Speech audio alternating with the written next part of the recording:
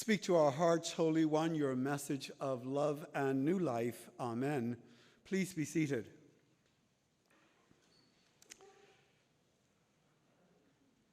Appropriation. That's the word that immediately sprung to my mind when I received word yesterday afternoon that our guest, Carolyn Crowley, would not be with us today.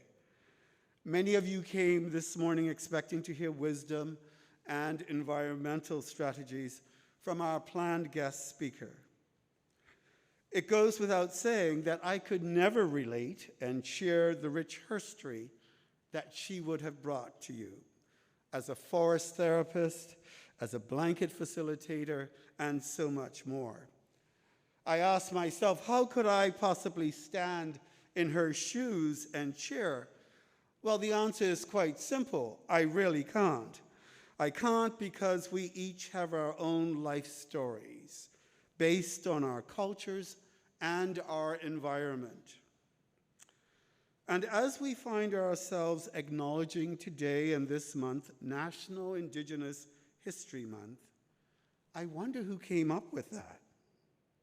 It just seems so odd to me that people who have been here since time immemorial and before any of the colonizers showed up is designated 1 month and then 1 day of the year. I get it, sort of, for other ethnicities who are not included in our national history. But then I conclude that Indigenous peoples have always been excluded from our Canadian narrative.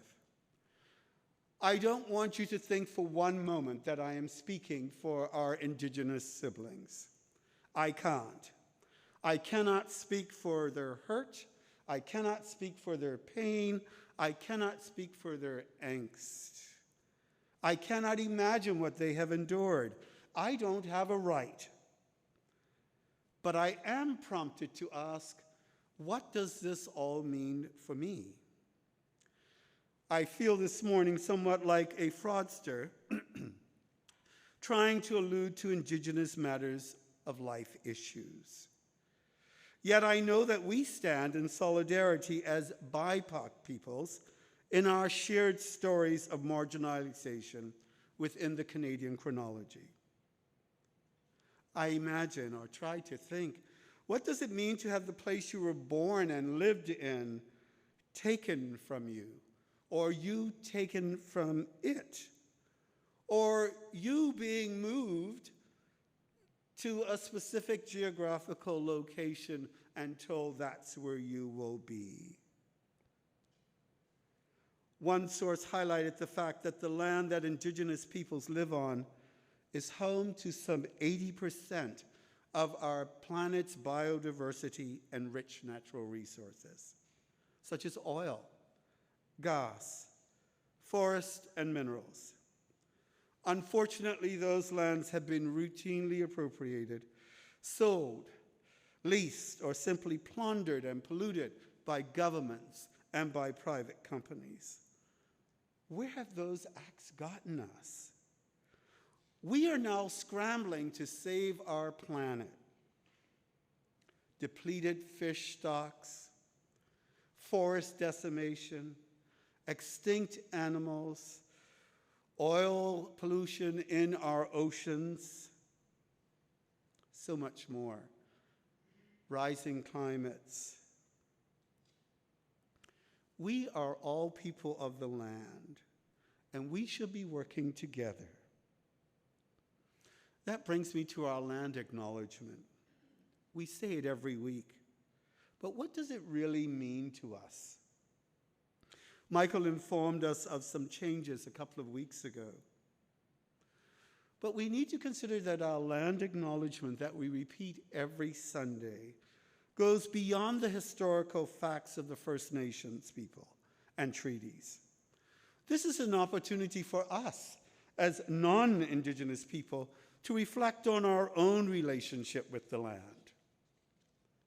Have we taken it for granted? Are we conscious of this amazing gift from the Creator? can we consider and share our experience of being connected to the land and what it means for us? I was challenged and prompted to think deeply about our diocesan justice outreach program consultant. She had an aha moment when she was planning to read before a meeting the land acknowledgement. And she realized what she was reading was just rote memory for her. She challenged and asked herself the following: how can I be a justice leader if I don't take time to really know the land on which I stand in terms of its history and my own relationship, my own knowledge and love of the place where I live, work, play, and pray? What a challenge for all of us as eco-justice leaders. Now, perhaps some people wonder, why all this fuss about Indigenous peoples? The answer is quite simple. Because it's important that we learn about our original inhabitants of Turtle Island and what they can teach us. I think if we listened more attentively as they listen to the land and what it is telling them, we can learn so much in terms of its history, our history, and our own relationship, our own knowledge, and love of the place in which we live. Perhaps it's important that we learn about the original inhabitants of Turtle Island and how they can speak deeply to us.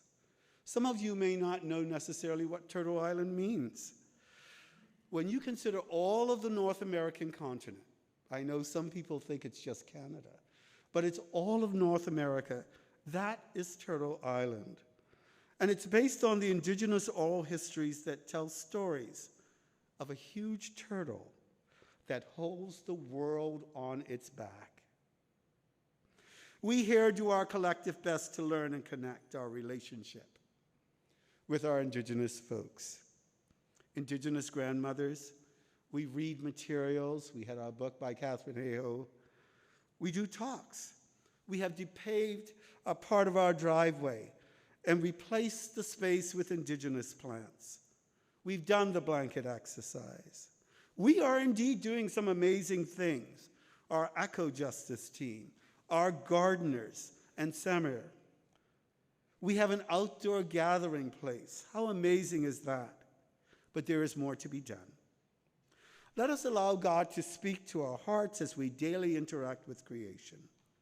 You see, we are not just custodians of our world and of our land, but we are co-creators with God as we seek connection with our Indigenous siblings.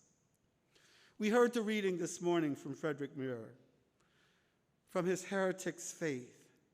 That reading reminds us that life, again, is not a problem to be solved. Life is a mystery to be lived in harmony and balance with the rest of the world, to be lived with an open mind and a tender heart. The meaning is in the mystery, but this is so difficult to understand. That harmony, that balance, connects us to each other in creation in all of her forms: animals, plants, human, water, all God's handiwork, a gift to us to lovingly care for and share with each other. As Archdeacon Valerie Kerr, our former Archdeacon of Truth and Reconciliation and Indigenous Ministry, once reflected, it is my prayer that we, in the Diocese of Niagara, continue to work, study, and learn together about our historic journey with the First Peoples of Canada, and find even more ways of connecting, sharing, and walking together in love. Dare we say that the love of Christ compels us to do so? May it be so.